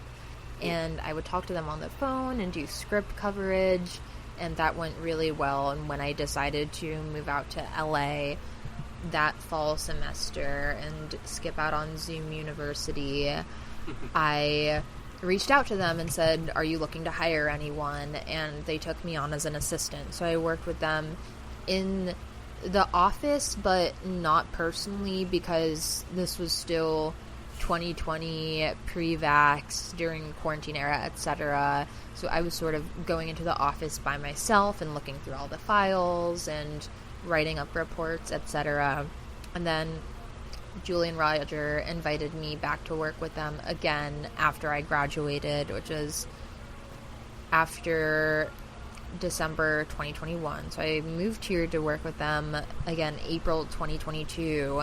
And at that point, I would go to the Corman home most of the time and just sit with them at their kitchen table, chat with them about development. I got to give them feedback on a lot of ongoing projects they had in the works. There was a Death Race remake. There was this one novel adaptation that was in the works at HBO Max, or I guess just Max now, that I was really, really excited about because it had actually been one of my favorite novels growing up, and I got to have a hand in writing all the notes for the screenwriter and directly conveying those to her. So I really got to see the process of film development from every single angle, and as is so often said about the Cormans, they really do want you to learn about the process from every which way. They gave me the opportunity to look at legal documents and contracts with all the major streamers. I could go through the files and sort of pitch whatever I wanted and look at all these scripts and decks and sort of direct projects toward my personal interest. So I really had a great time with them, and I ended up stepping away from that position in 2023 to focus on my own personal projects. But Julie and Roger were the greatest. So cool. In regards to your screenwriting abilities, what did you come to learn in regards to how you write screenplays? Because in my own personal research, I found that there's like a way to write screenplays to sell them, and then there's some screenplays that people just write their own style. I know Quentin Tarantino couldn't really spell when he first wrote like Reservoir Dogs, but people still saw at the time his genius. So what's your philosophy on that, on screenwriting? Do you have your own vibe? Do you take after anyone the way they wrote their screenplays? Totally. So first of all, I have to give credit where credit is due. I owe my entry into screenwriting to Dr. Dale Plasek, my high school film teacher. And it was so cool that my high school offered a film course at all. Yeah. At the program, at the time, the IB program was instituted at my high school. And I was an IB student as well. oh my gosh, I actually wasn't a full IB student. I was, in fact, a very vocal anti-IB presence, that there was some idea that maybe the administration had to curb this in me. There were really attempts to shepherd me into the IB program and sort of make me an IB mascot, which I repeatedly refuted because I didn't like the idea of this core curriculum. I wanted to take certain AP classes. I wanted to take extracurriculars. But I did end up availing myself of a lot of the individual IB courses, which my school allowed me to do. And one of them was this 2-year film intensive, IB film. And it's this really great intro to film theory and history. We learned a lot about... I'm trying to swat away this like mosquito from my ube brownie as we speak. He's a fly, so he's not so aggressive. I see. He's hanging out with us. Hello. He really is. He really wants Have to you seen that TikTok hear where about it's film that history. fly, and it's like singing Billie Eilish or whatever. I haven't, Like, but that's pretty It's like funny. you're about to kill it, but it like starts singing. Anyway, anyway. Sorry. This is the audience. You're fighting a fly. A little insight, Anyway, a little Easter egg. So you're an IB film. I was also an IB film. Oh my gosh, no way. Yeah. Yeah, were we in IB film at the same time? Like, what year was I'm this 24. for you? I'm 25. Oh, This okay, is- cool. I didn't know there was a high school film program. Kim Jong-un was an IB film student. I did not know Kim that. Jong-un was an IB student. Oh. Yeah. I really still don't understand it to this day. I think it's just like... Well, I know what IB is. I didn't know there was specifically an IB like film thing. I've recently read it's like some globalist scheme for whatever, mean, but like I really don't I think believe of it that way. My father was too. Oh, in really? IB. Yeah, IB because he did high school in Switzerland. I think it's a standard thing for like if you're an expat. You know what I mean? Right, yeah. But also not necessarily just an expat. Like it was it marketed just to me like it's really smart. it's in places like the DMV, like I guess like Austin. Yeah. I'm sure LA too. Yeah, it's like there's like an internet. I don't know. Side topic to this pod, but it's Anyway, sorry, I didn't mean to yeah. get into that No, it's too okay. much. It's interesting. Yeah. Oh yeah, so going back to your screenwriting abilities, yeah. Yes, so IB film. I was in IB film. It was this great mix of like film theory and cinematography and also screenwriting.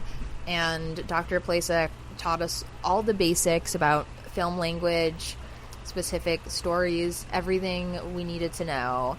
And that's how I got the framework for how to actually sit down and do the work of writing a screenplay. I've always wanted to be a writer. I've always had storytelling in mind, but as a teen, I sort of assumed that the more traditional route would be you write a novel and then maybe Hollywood is interested in your novel and that's how you foray into screenwriting. But once I learned screenwriting language, I realized it was so intuitive to me. I feel like I'm particularly attuned to dialogue, or that's what tends to stand out to me about stories and tends to be simplest for me when I'm writing. So I really took to the screenplay form. And a little tangential to all of this. So I went on to college, entered the screenwriting program there with my professor Mark Lapadula, but in the middle of college I applied for this crazy contest run by AT&T. It was called the AT&T Hello Lab. They were looking for 5 screenwriters who were sort of up and coming from this open call to totally fund and executive produce their films. They were going to take 5 screenwriters from across America, pair them with directors who were doing well on the festival circuit, give each pair $100,000 and help them produce and distribute their films. And that's how Fragile.com got made, which was very just a amazing and very absurd experience. It was very much the stuff of movies where I got a call hanging out at my parents' house in Maryland one day and they're like, "You're going to Hollywood." It was that was my first time going out to the West Coast ever, in my introduction to LA and the film industry, and that's when I really realized I wanted to do this for the rest of my life. So you were on set during that production? I was. I was studying abroad at Cambridge that summer, and I had to get on a plane from Cambridge all the way to LA, and it was a direct flight, and the time difference was so crazy, and I would just curl up in my little chair on set, and I'd like fall asleep holding a burrito or something. It was very comical. I was really trying to stay as alert as I could, though, but I did learn a lot about just the excitement of being on set. I took a lot of amusement in the fact that my shooting schedule was 4 p.m. to 4 a.m. because I was such a night owl, and my parents were always telling me I was going to have to like get up early for a job, and I was like, I literally have to stay up till 4 a.m. for this. But yeah, it's for like my actual approach to screenwriting. I think somebody who influences me a lot in terms of the subject matter of his stories and also the way he integrates different stories is Adam McGoyan, the Canadian director.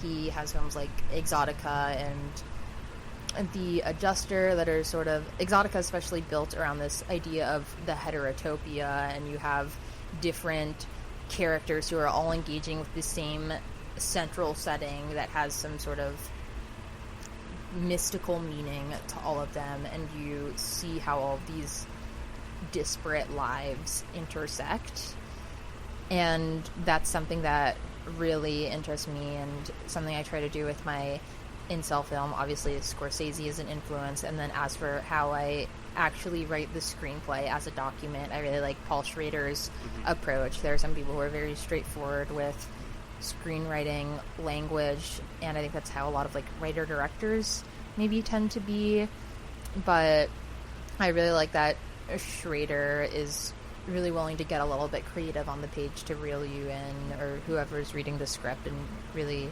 like paint a picture with his words and sort of inject maybe some of the flavor of the character's speech or the settings into the very text of the screen directions even. Yeah, I mean, just to kind of share what I think about that, like some screenwriters, they want to write it like you can actually read it like a book. Like Taxi Driver reads really well, but there's this screenplay called All Is Lost starring Robert Redford, and in that book, or in that screenplay, it's just like he jumps over here, he grabs this rock, like type-ish, and that was one of my favorite things I learned about screenplays, is you really can just, take your own kind of smack at it. There's no there's reasons to write them like that, or write them in a way that you want. I'm just gonna pull a tarot card. Yeah, go for it. Inject some mysticism into our conversation. I'll be a minute while I... Yeah. Oh, one just fell out. We'll just use that one. It's wait, I was gonna predict what it was. It's Prince of Cups. Interesting. What does that mean, Matt?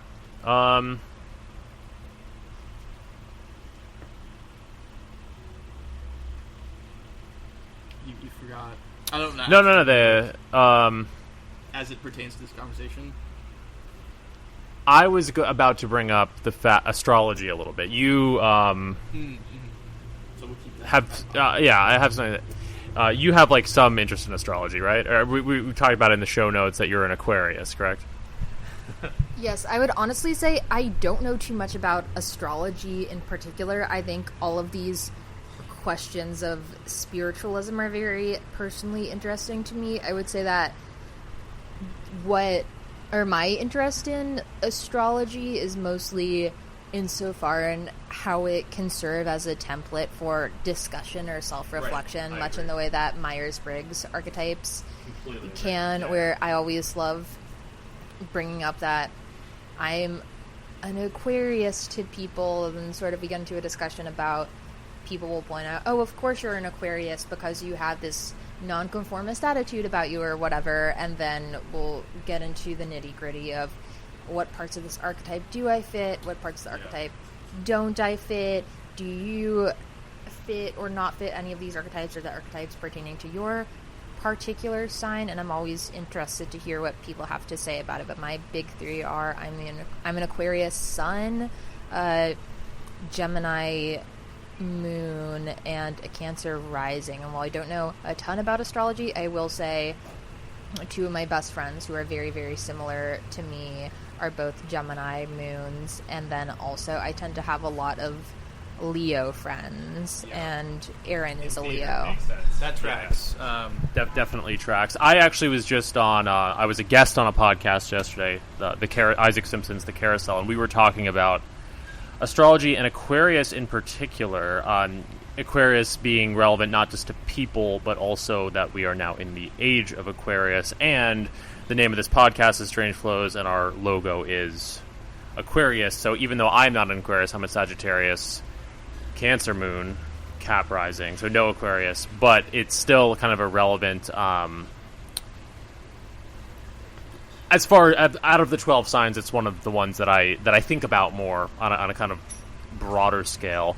I would definitely second what you said. I think it's very similar to Myers-Briggs. I mean, I think Myers-Briggs, you take a test for that, so in theory it's a little bit more scientific, but at the end of the day, all of these things are just models that sort of transpose or point to different elements of personality, different elements within the universe, and create the zodiac is like a system that,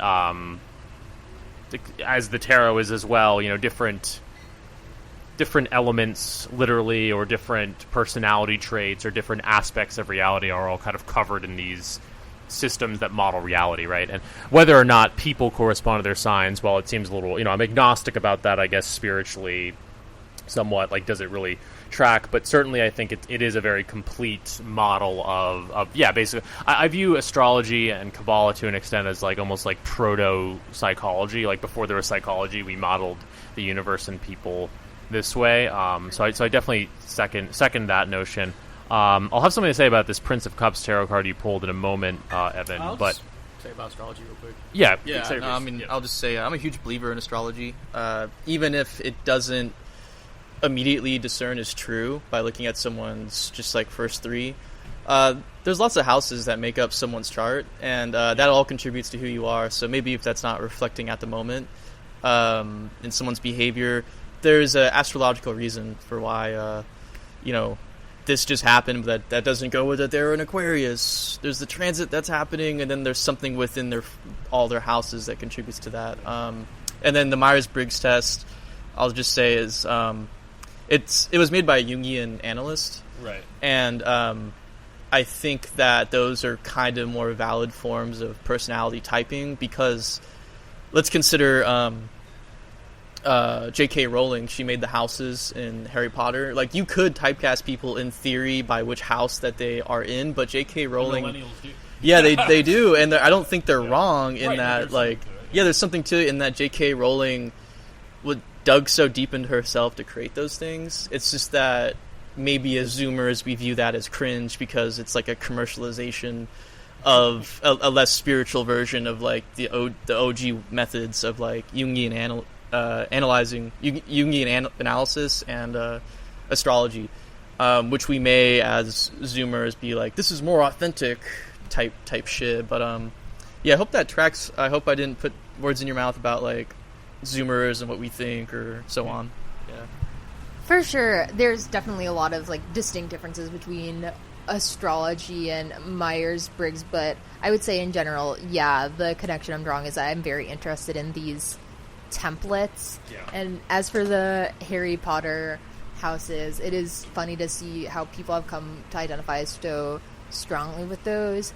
I personally, I don't necessarily find it so cringe, because I think at the end of the day we're all looking to identify with something in some way or another as part of a collective. I do know that when the last time I went to Universal and I was like at Harry Potter World, I was like, okay, well, I'm in line. Let's take the Harry Potter house test and find out which houses we're all in.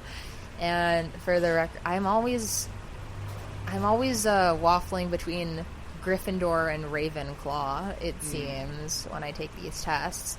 But yeah, I'm curious to hear about how strongly you do or don't identify as a Zoomer. It's a term that's always made me a little bit uncomfortable, I guess. I know when Aaron and I were hanging out with Richard Hell in New York, he spurns the idea of generations very strongly, and he's like, these are made up categories, and I guess do share. Obviously there's going to be certain collective, historical foundational experiences.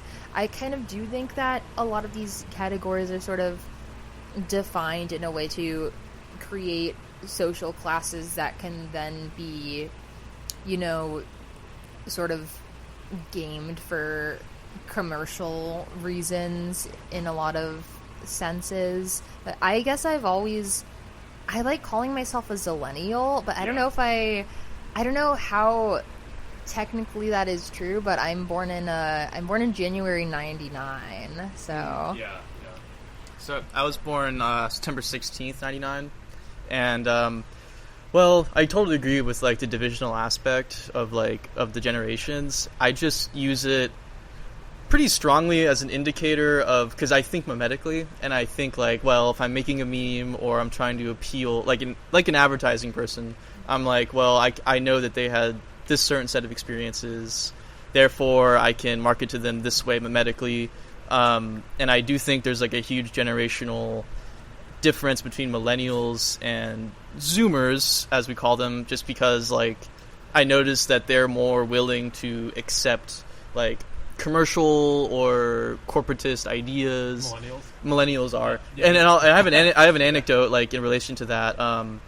And Zoomers are a bit more, shall we say, I'm not a conservative, but maybe they're more conservative or more willing to go against the status quo of governmental ideas and so to speak. And to the anecdote I mentioned, I was recently doing a thing for Disney. I can't say anything else about it, but what I can say is that I witnessed how fulfilling that kind of millennial aspect of I love Baby Yoda and I like just going to Disney things and having that as an aspect of your personality, because I think that, as I was mentioning, the divide of Zoomers, I feel like we've been left, as was kind of maybe demonstrated in Parasocialite, the kind of malaise regarding our viewpoint of the internet, and we've seen the damage that the internet can do, and we have a lot more of a, maybe not pessimism is the right word, but a negative, darker kind of viewpoint on it. And millennials, I feel like they always just want to stereotypically are associated with, I just want my IPA, I don't want to think about any of this darker stuff, I just want to watch my Baby Yoda and accept. But there's nothing wrong with that, in that being kind of having that, shall we say, boomerist mindset of just I'm gonna grill. That's good for Zoomers to accept, because it makes you crazy not thinking like that. But I feel Zoomers, experiencing the depths of the internet that millennials didn't at a certain transformative time in our lives, it really changed us and created a bridge, or a ravine between the generations that is almost unbridgeable as long as we just try to talk to them. And I feel Zoomers are a lot less liberal in their, not to classify everyone, but people are more agreeable in real life than on the internet, and I feel Zoomers are more agreeable to quote unquote right-wing concepts, as compared to millennials, who are just well, this freaking Trump is bad, they will never, huge generalization here, but they will never be as open-minded as a Zoomer. That's how I think. I know, really painting in broad strokes, but I'm just explaining how I'm a huge proponent of the difference between generations, and it is divisional, but you can use that to your advantage mimetically. Yeah, and anyway, Britt chime in on this, but yeah, I think part of what you're getting at, correct me if I'm wrong, outside of even the right wing, left wing thing, just I think Zoomers do understand that there's two sides to every coin, in a way that some millennials, and I am more of a millennial. I'm born in '94, so. But I do call myself a millennial as well. I think millennials are a little more and maybe it just has to do with age, and Gen Z will one day also be like this, but a little more set in their ways of this is how the world is, this is right, this is wrong, and we must be on the side of right. Just to throw out one example, the incel thing you were talking about. I think a lot of millennials, a lot of my peers when I went to college, if you brought up anything about incels, it's oh, they're just capital B bad and to be avoided, where it's a much more Zoomer thing, like regardless of where you stand politically, to be like, well, where are they coming from? So I think Gen Z, they're more open-minded about especially very online type issues like that. Yeah, I think regardless of whether you're coming from whether Zoomers are coming from right or left or any particular direction on the political compass, I do think there's this sort of unified front against neoliberalism in most cases, to use a bit of a buzzword, that totally. Zoomers have been, really entrenched in. I think, we're going back to what you were saying about Disney. Disney is actually something I've been thinking about a lot recently. I have very much come to this mentality that if you're going to explore the darkness, you also have to make room to embrace the light. And I found that the past couple of projects I've been working on in the screenwriting world have been just so dark, about incels and school shooters, and I've found myself getting so entrenched and immersed in these really bleak and depressing topics, even if I do believe that there is some greater good to be gleaned from having these conversations. And I just kind of decided, I want to take a little bit of an intellectual departure and look into something that's a little bit more uplifting. And this coincided at the time with my family went on a big family vacation to Disney World recently, and I had so much fun, and now I've started going down the Imagineering rabbit hole, and I just watched the docu-series on that. And I do think there is a lot of room for a healthy escapism and room to create artwork or, craft experiences in some way that are about manufacturing this, or generating joy and this more positive environment. I think I'm always going to be very intrinsically drawn to exploring these a little bit more disturbing or complicated topics, but lately I have been going through a sort of phase where I'm I think I do need to embrace a little bit of the millennial cringe of watching movies on Disney Plus, or just having my time to decompress and not thinking about school shootings and rape threats or whatever. Yeah, I mean, because at the end of the day, ultimately, they're the ones who are having friends and having a good time, and it's good to just kick back, have an IPA type. IPA. Yeah, type ish. On this IPA thing, but it is. I had an IPA attendance, so. I had a bunch of really strong beverages because I was just I'm more of a efficiency kind of drinker. When I do drink, I don't really drink. I don't really drink often at all, but when I do, I'm just going for it. Matt is whipping out the cards once again. No, I'm whipping them out. I'm kind of packing them up. I mean, we should probably wrap up. We've passed the 2-hour mark, but really appreciate your time. This has been really cool. I guess since you pulled the card, tarot maybe wasn't a huge theme here, but you pulled the card, so we have to talk about it. Prince of Cups is the airy part of water, would be the elemental designation, which is interesting because, so not to bring it all back to astrology, but it is sort of an interesting note to end on, I guess. This other podcast I was on yesterday, we were talking about Aquarius and what it means, and I don't think I said that it was a water sign, but someone in the comments thought that I said that, I guess. It's not. It's an air sign, as I'm sure you know. But it's interesting how it's it's an air sign, but it's also affiliated with water, so Prince of Cups fits, is what I'd say about that in short. Maybe a silly question to end on, but I do like ending on a somewhat easy to answer question. Again, on this podcast, it came up yesterday, someone was asking me, what are the personality traits of an Aquarius? And I struggled a little bit to answer, even though I feel like I know in my gut. But how would you describe the supposed personality traits of Aquarius and how they do or don't map onto you?